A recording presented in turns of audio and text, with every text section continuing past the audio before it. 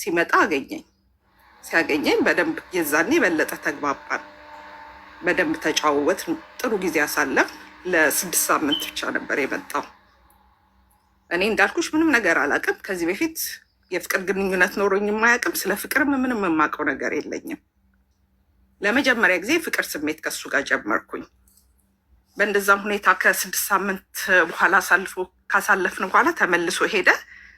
በሁለተኛው ግን ሲመጣ ለረጅም ጊዜ ነበር የመጣው። ለ4 ወር ነበር የመጣው። ለ4 ወር ከመጣ በኋላ ለ4 ወር አብረን ካሳለፍን በኋላ ምን የሚል ጥያቄ ያቀረበልኝ፣ ሪሌሽንሽፓችን ወደ ሁለተኛው ስቴጅ ማለት ላይክ ለትዳር የሚሆን ለምንም ለማሳለፍ የግዴታ ሴክስ ማድረግ አለብን አለ። እኔ ደግሞ በዛ ሰዓት ልጃገረድ ነኝ፣ ፍላጎቱም አልነበረኝም እና እንደሚተወኝ ነገረኝ። ግዴታ ካላደረግ ምንም አማራጭ ስላልነበረኝ እሺ ብዬ ተቀበልኩኝ። ከዛው ልክ በመጀመሪያው ግንኙነት አረገዝኩኝ።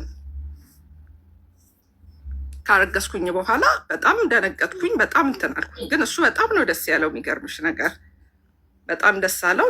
ለአባቴ ይህንን ነገር እንትን አደረግኩት፣ መናገር ስላለብኝ ነገርኩኝ። አባቴ በጣም አዘነ፣ በጣም አለቀሰ። ግን ምንም ነገር አማራጭ ስለሌለው መቀበል ስላለበት ተቀበለ። እሱም መጣ፣ አባቴን ተዋወቀው። ምንም ነገር እንዳልሆነ ያው መውለድ ባለብኝ ሰዓት ከወለድኩኝ በኋላ ትዳር እንደሚመሰረት ወደ ኢትዮጵያ ሙቭ እንደሚያደርግ ነገረን። ተመልሶ መጣ፣ ሄደ። በእንደዚህ አይነት ሁኔታ እየመጣ እየሄደ ለ4 ዓመት ያህል ምናምን ቆየ። ውጭ ሀገር ስራ እንዳለው ነው፣ ኢትዮጵያም ስራ ጀምሯል። የምናውቀው እንደዛ ነው።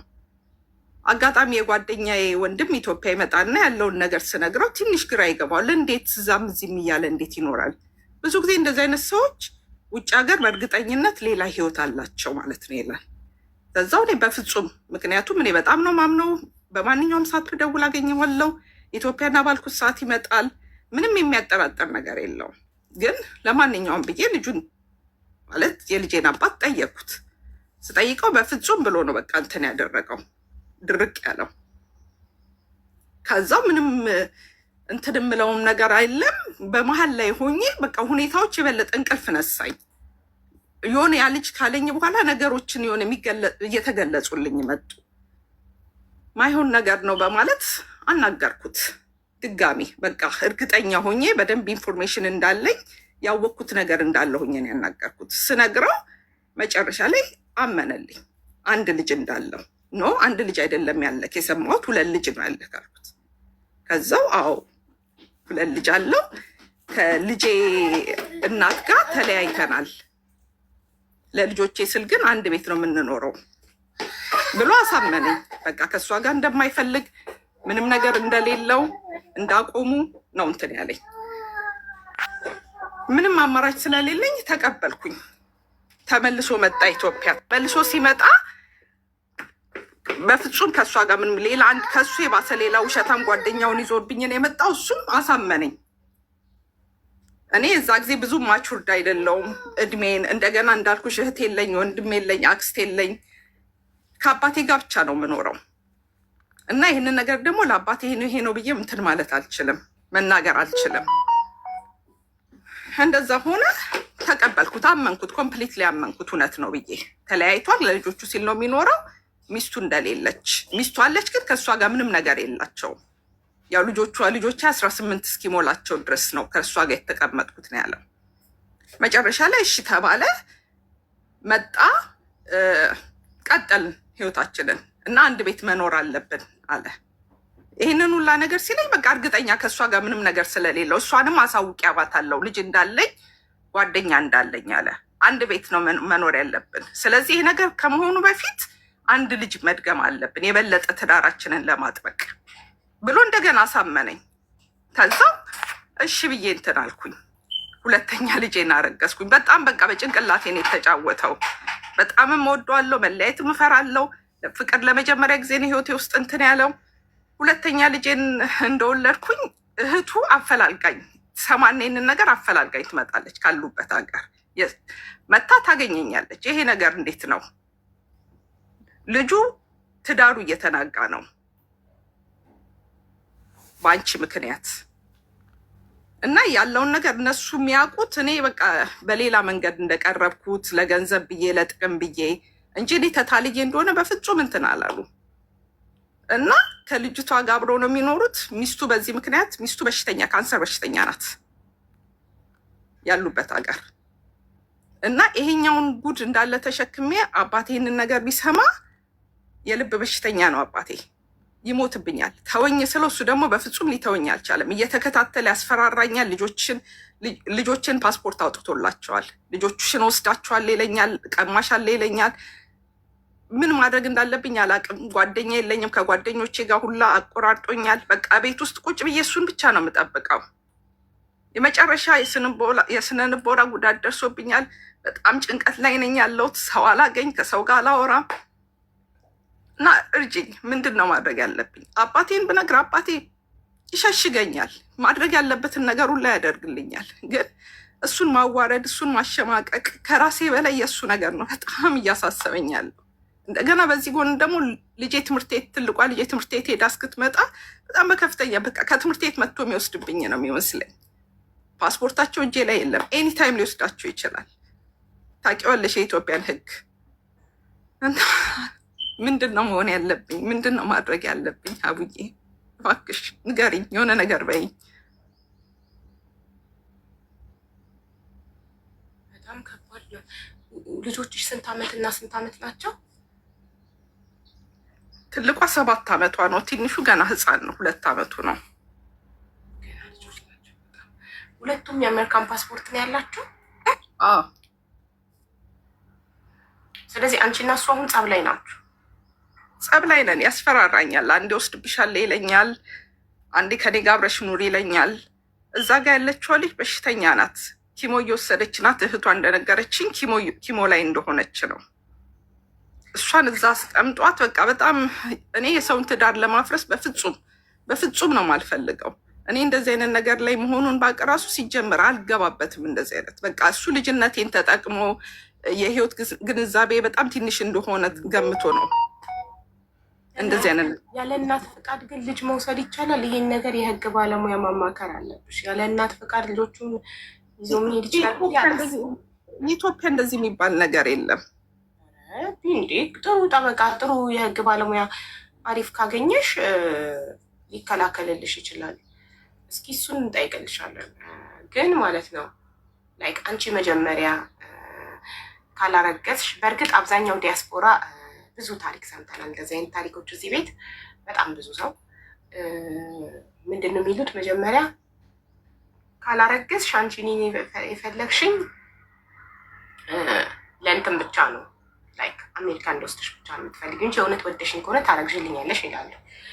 አንደኛ። ሁለተኛ ደግሞ ሴቶቹ ደግሞ ልክ ከአሜሪካ የመጣ ዲያስፖራ ሲያገኙ ከነመጀመሪያው ግንኙነት ቀብ ያደርጋሉ። ካረገዝኩኝ አይተወኝም፣ ካረገዝኩኝ ሄዶ ከወለድኩ በኋላም ቢሆን ይወስደኛል። ላይክ ኢማጅን ሰው አሜሪካ ለመሄድ ብሎ ያለ ፕላን ዝም ብሎ ከሆነ ሰው ባለትዳር ይሆን ምን አይነት ሰው ይሆን ይሄ ሰውዬ ሳያውቁ ማርገዝ ማለት እኛ ዛሬ የምንመርጠው ሰው የነገ የልጆቻችን አባት ነው። ከራሳችን አልፈን ልጆቻችንንም አደጋ ላይ እየጣልን ነው የምንሄደው ዝም ብለን ካገኘነው ወንድ ስናረገዝ ማለት ነው። እርግዝና መደረግ ያለበት ትዳር ውስጥ ነው። በደንብ ተጠናንተን እርስ በርስ ባህሪ ለባህሪ ተዋውቀን ከሰው ጋር አብሮ የሚያኖረው መልክም አይደለም ብርም አይደለም ባህሪ ነው። የአንድን ሰው ባህሪ ለማጥናት ደግሞ አትሊስት 2 ዓመት ያስፈልገናል። ቢያንስ 2 ዓመት መጠናናት አለብን ባህሪ ለባህሪ ለመጠናናት። እንዴ የሚማታ ሰው ቢሆንስ? በጣም ጨካኝ አውሬ ቢሆንስ? ዝም ብሎ ተረግዞ ከዛ በእርግዝና ምክንያት ተገዶ ትዳር ውስጥ ይገባና ከዛ ይሄ ሰውዬ በር ከተዘጋ በኋላ አውሬ ቢሆንስ? ይማታል፣ ይሳደባል። በጣም ሞራሌን የሚነካ ነገር የማያደርገኝ ነገር የለም። ልጆቼንም ደስ ሲለው በምግብ ይቀጣል።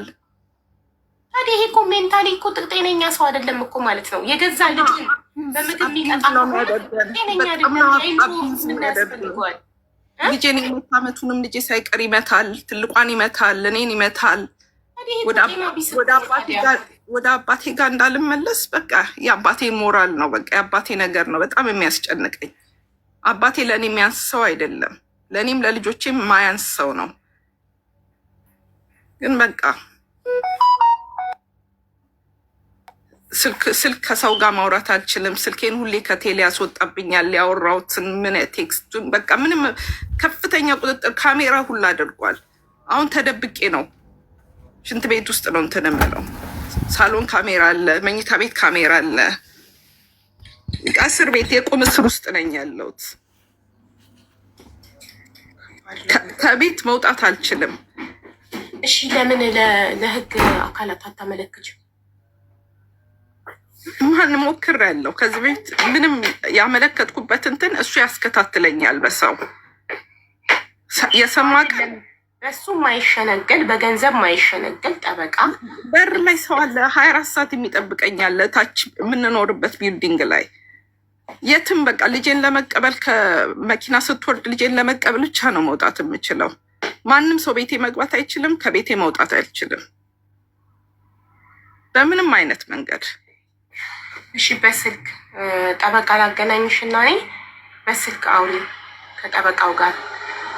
ስልኩን ኢንቦክስ አድርጊልኝ።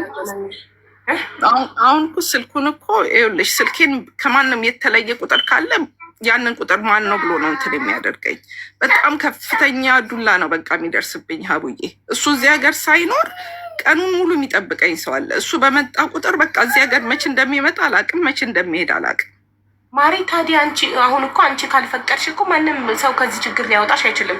ሁሉንም በሮች የምትዘጊብን ከሆነ ወይ ሌላ ድብቅ ሴም ካርድ አውጪ። ቤተሰብ የለሽም፣ ዘመድ የለሽም፣ በዓል ዘመድ ጋር ልታከብሪ አትሄጂም፣ ቤተሰብ ጥየቃ አትሄጂም። በዛን ሰዓት አንድን ሰው ወጣችሁ ሴም ካርድ ገዝታችሁ አምጡልኝ ማለት አትችል። ሴት ልጅ እኮ በጣም ስማርት ናት። ብዙ ማድረግ የምችለው አባቴ ጋር ብቻ ነው መሄድ የምችለው። አባቴ ጋር የምትሰራ ልጅ አለች። በእሷ መንገድ ነው ሲም ካርድ ማግኘት የምችለው እኮ። ስለዚህ አባትሽ ጋር ስትሄጂ ሰራተኛዋን ያባትሽን ሴም ካርድ እንድትገዛ ላኪያት። ሴም ካርድ ገዝተሽ በሌላኛው ሴም ካርድ እሱ በማያውቀው ሴም ካርድ ጠበቃውን ታናግረሽ። እንዲህ አገርሽ ላይ እኮ ነው ያለሽ፣ ኢትዮጵያ ውስጥ ሆነሽ። እሺ ቢያንስ አሜሪካ ውስጥ ቢሆን በር ዘጋብሽ፣ አታውቂያትም። አሜሪካን አዲስ ሀገር ነው እንላለን። ኢትዮጵያ ነው አገርሽ ነው። እንዲህ አትወጪም። ዘመድ ጥየቃ ብለሽ ወጥተሽ አጠፊም። ደፋፈንሽብኝ እኮ ሁሉንም። በዚህ ስልሽ በዚህ ስልሽ በዚህ ምን እንደሆነ ልንገርሽ አቡዬ። በቃ ጭንቅላቴ ድንዝዝ ከማለቱ የተነሳ ምን ማድረግ እንዳለብኝ ምን መሆን እንዳለብኝ ራሱ አላውቅም። አቢዩዝ መደረግ በጣም ከባድ ነገር ነው አቡዬ። በጣም ነው ግራ የሚገባው። በጣም ትደነዝዣለሽ። ምን እንደሆነ እንኳን ነው ቢጠፋሽ። ምን ማድረግ እንዳለብኝ አላውቅም አቡዬ። በጣም ያሳዝናል። በእርግጥ ግን እኔ ከአንቺ በላይ ለልጆቹን ያዘንኩትኝ። ምክንያቱም እኛ ሴቶች ግድ የለሾች ስንሆን ገንዘብን ብቻ አሜሪካንን ብቻ ስናይ ልጆቻችንን ነው አደጋ ላይ የምንጥለው። አየሽ፣ እኛ ግን ለራሳችን ክብር ቢኖረን ዋጋችንን ብናቅ፣ አንድ ከአሜሪካ የመጣ ዲያስፖራ ካረገዝሽልኝ ብቻ ነው ማገባሽ፣ ለምን በአናቱ አይተከልም? ለምን ገደል አይገባም? ለምን ሳላገባ ቆሜ አልቀርም? አንድ ምስኪን ድሃ ኢትዮጵያ ውስጥ የሚኖር ሰርቶ የሚበላ አግብቼ እኩል ተከባብረን ሁለታችንም ሰርተን ህይወትን አንመራም? ለምን? የእኛ እኮ ዋጋችንን አለማወቅ ነው እንደዚህ ልጆቻችንን አደጋ ላይ የምንጥላቸው። እኛ ዋጋችን ሲረክስ ነው። ይሄ ዋጋ መርከስ ይባላል። ራስን ማርከስ ይባላል። ይሄ አሜሪካ ለመሄድ ብሎ ማርገዝ ራስን ማርከስ ይባላል። የሆነ ወንድ እንዲቀበለን ብሎ ማርገዝ ራስን ማርከስ ይባላል። እሱ ራሱን በምን ሂሳብ ስላየ ነው አንቺን ካላረገሽ አልፈልግሽም፣ አላገባሽም፣ አስቀድሜ ያስረግሽ የሞክሬ ምናምን ነው ማገባሽ? ሲንቅሽ እኮ ነው እንደዚህ አይነት ጥያቄ ራሱ እኮ የሚጠይቅሽ። እና ዛሬ ላይ እኛ ወጣት ሴቶች እናቶች ኃላፊነት አለብን። ነገ ልጆቻችን እንደዚህ በቁሳቁስ በአሜሪካ በአውሮፓ የሚገዙ እንዳይሆኑ አድርገን ዋጋቸውን እንዲያውቁ ራሳቸውን እንዲያከብሩ ራሳቸውን ከምንም በላይ ከገንዘብም ከአሜሪካም ከምንም አይነት ነገር በላይ እንዲያዩ ዋጋቸውን እንዲያውቁት እነሱ ከምንም እንደሚበልጡ እየነገርን ማስተማር አለብን ልጆቻችንን። እኛ እናቶች የምር ያልተሰራባቸው ልጆች ናቸው እንደዚህ በቁሳቁስ እየተገዙ ያሉት።